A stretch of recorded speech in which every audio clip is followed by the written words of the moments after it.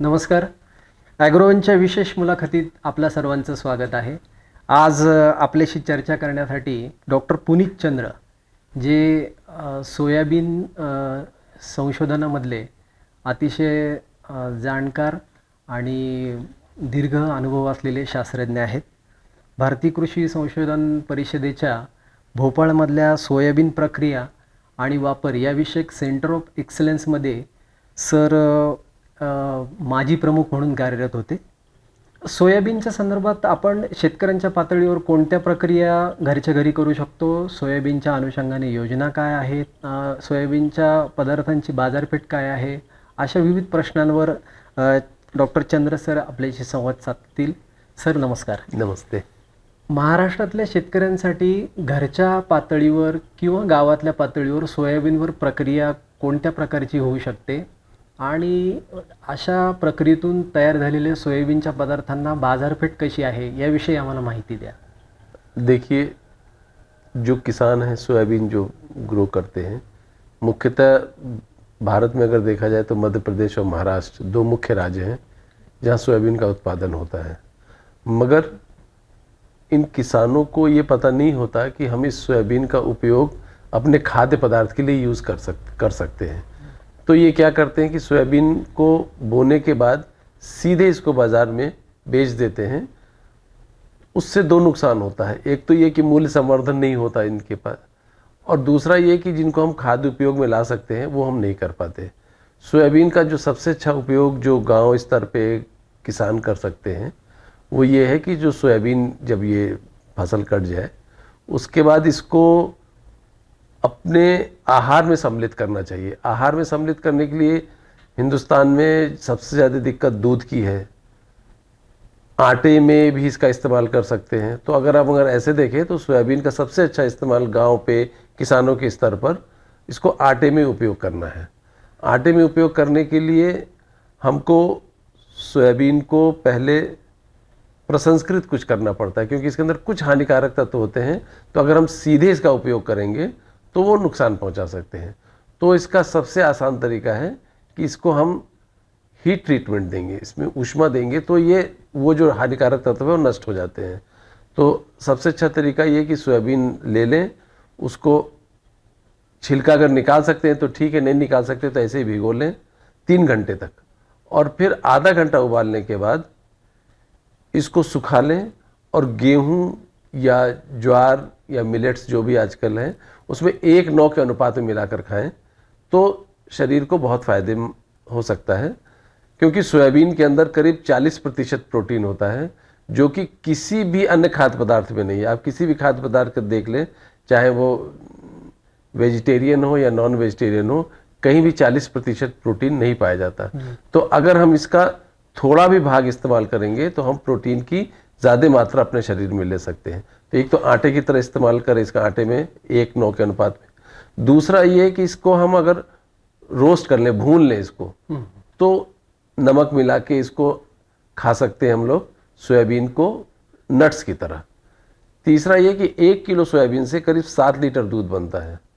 अब अगर आप उसकी परिकल्पना करिए कि 1 किलो सोयाबीन की कीमत अगर 40-50 रुपये भी है ग्रामीण स्तर पर किसान को, तो 40 रुपये में करीब करीब 7 लीटर दूध बना सकता है.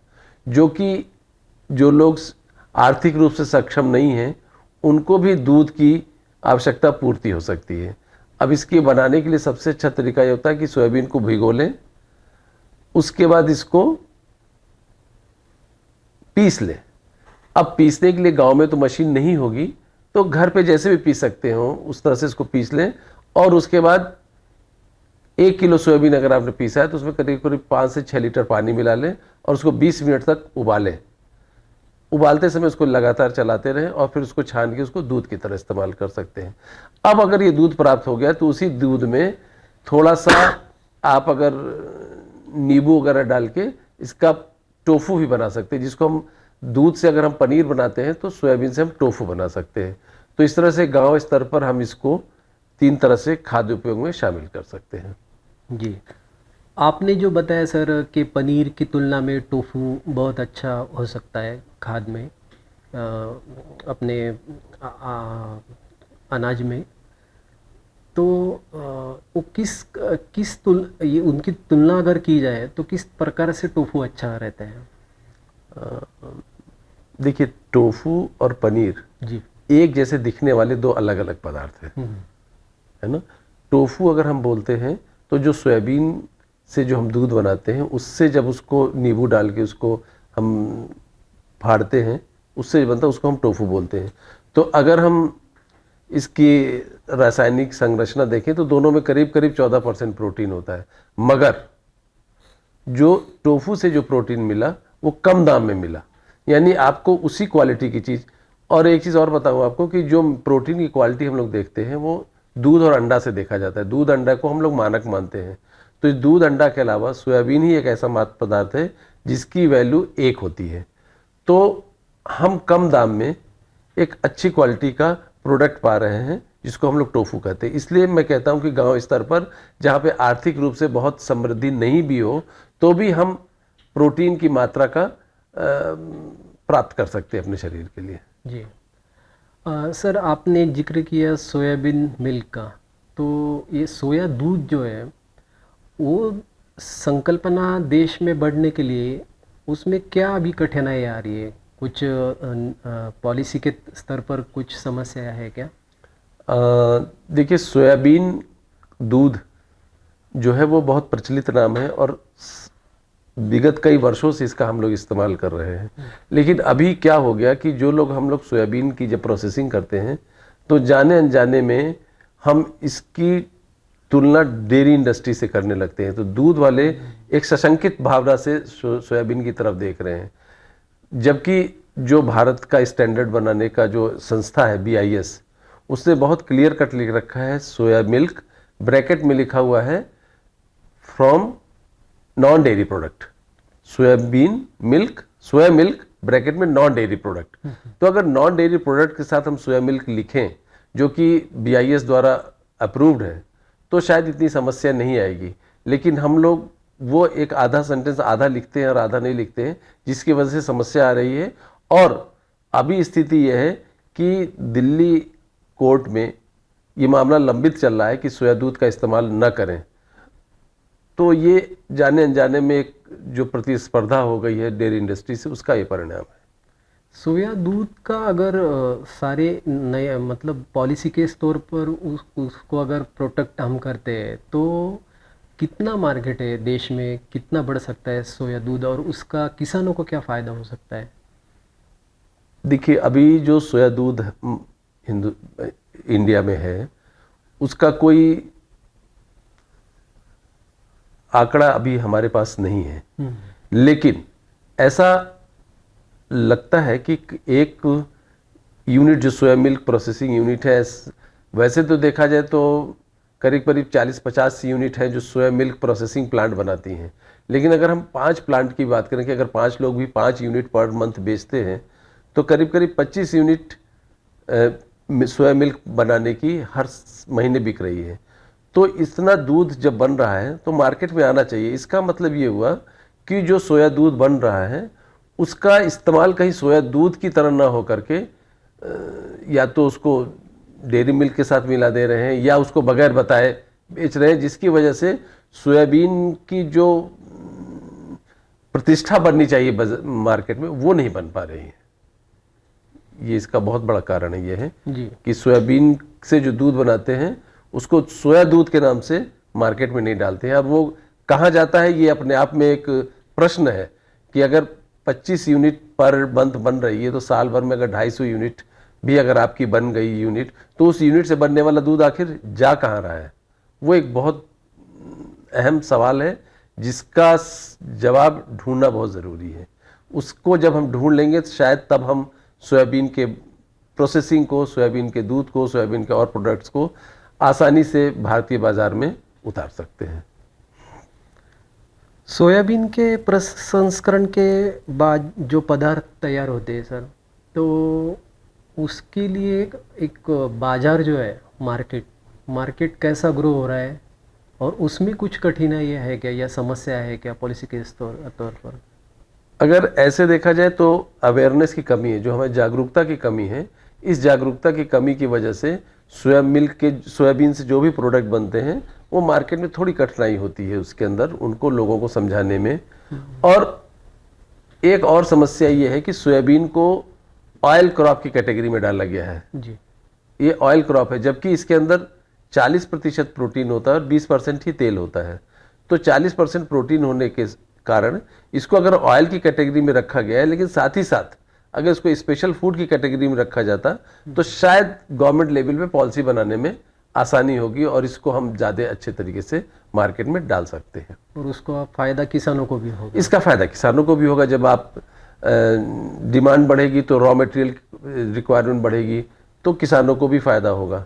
जी सर, अभी सोयाबीन के ऊपर प्रसंस्करण करने के लिए कितनी स्कीम्स है और एक ग्राम स्तर पर एक आधी स्कीम ऐसी है क्या जिसका इस्तेमाल सोयाबीन के जो ग्रोइंग स्टेट्स है वो कर सकते हैं, ऐसे कुछ?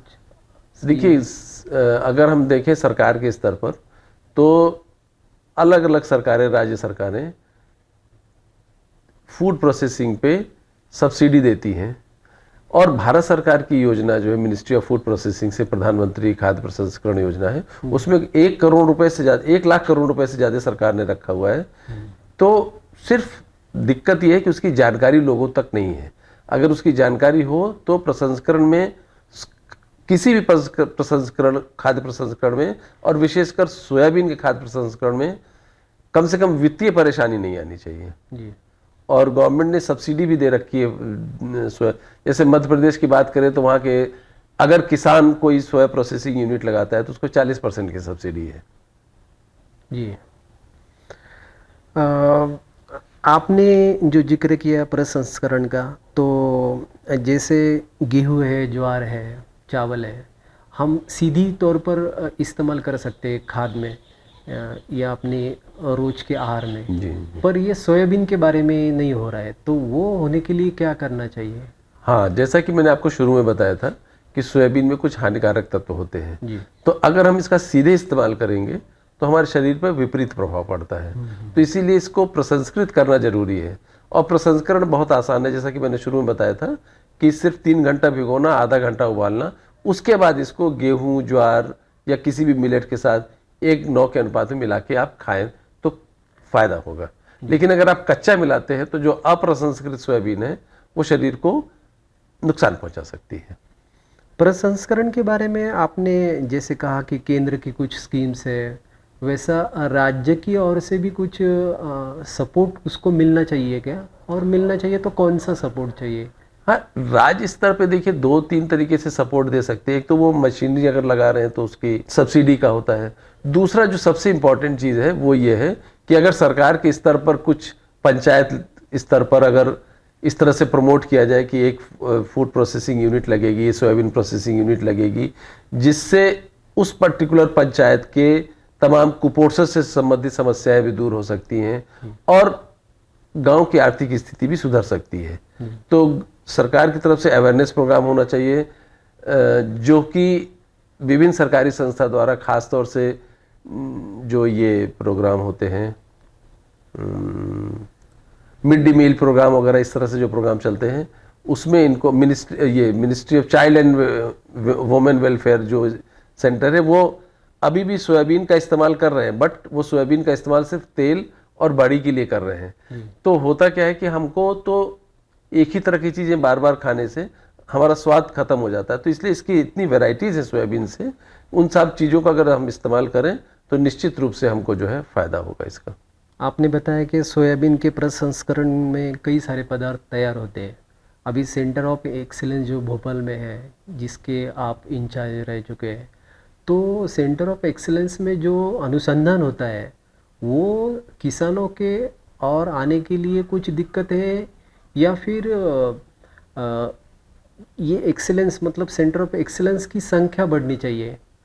मतलब अनुसंधान है पर किसान से उसका जो होना चाहिए इस्तेमाल वो होने रहा है, या क्या समस्या क्या है? हाँ, इसकी समस्या सिर्फ वही है कि सोयाबीन प्रसंस्करण का एकमात्र संस्थान पूरे हिंदुस्तान में सिर्फ भोपाल में है, जबकि इसकी ज़रूरत बाकी जगह भी है। तो प्रसंस्करण की अगर किसी को उद्यम लगाना है तो उसको निश्चित रूप से भोपाल आके ट्रेनिंग लेनी चाहिए। हम एक ट्रेनिंग प्रोग्राम भी करते हैं 5 दिन का, हर दूसरे महीने पर अल्टरनेट मंथ में। तो अगर किसी को उद्यम स्थापित करना है तो उसको निश्चित रूप से भोपाल आके ट्रेनिंग लेनी चाहिए। लेकिन अगर आप अपने उपयोग के लिए करना चाहते हैं या उसके और उपयोग के बारे में जानना चाहते हैं तो हम तमाम जो केवीकेज हैं पूरे भारत में फैली हुई हैं, उन केवीके में हम लोग इस तरह के यूनिट इस्टेब्लिश करा सकते हैं कि जहाँ पर सोयाबीन का बनाना और लोगों को बताया जाए। तो जब किसान केवीके में जाएंगे और दूध बनता हुआ देखेंगे, टोफू बनता हुआ देखेंगे, आटा बनता हुआ देखेंगे, तो अगर उद्यम नहीं भी लगाएंगे तो कम से कम अपने उपयोग में उसका इस्तेमाल कर सकते हैं, उसको इस्तेमाल कर सकते हैं। महाराष्ट्र आता मोठ्या प्रमाणात सोयाबीनकडे झुकतो आहे. नगदी पिकांमध्ये कपाशीप्रमाणे सोयाबीन हे पीक देखील आता महत्त्वाचे बनले आहे. आज चंद्र सर आपल्याशी चर्चा करण्यासाठी आले. त्यांनी महत्त्वाच्या गोष्टी आपल्याला प्रक्रियेबाबत सांगितल्या. सोयाबीन प्रक्रिया संदर्भात कोणाला उद्योगाच्या पातळीवर किंवा व्यवसायाच्या पातळीवर पुढे जायचं असेल तर त्यांनी भोपाळमध्ये जाऊन सेंटर ऑफ एक्सलन्समध्ये प्रशिक्षण घ्यायला हवं, किंवा घरच्या पातळीवर जर काही त्याचे पदार्थ करायचे असतील तर त्यांचा असा सल्ला आहे की कृषी विज्ञान केंद्र जी आहेत राज्यातली, इथे जाऊन सुद्धा शेतकरी तो सल्ला घेऊ शकतात. सर, आपण आलात आज ॲग्रोवनच्या दर्शकांबरोबर, आज आपण महत्त्वाची माहिती सादर केली, त्याबद्दल आपले मनपूर्वक धन्यवाद. धन्यवाद.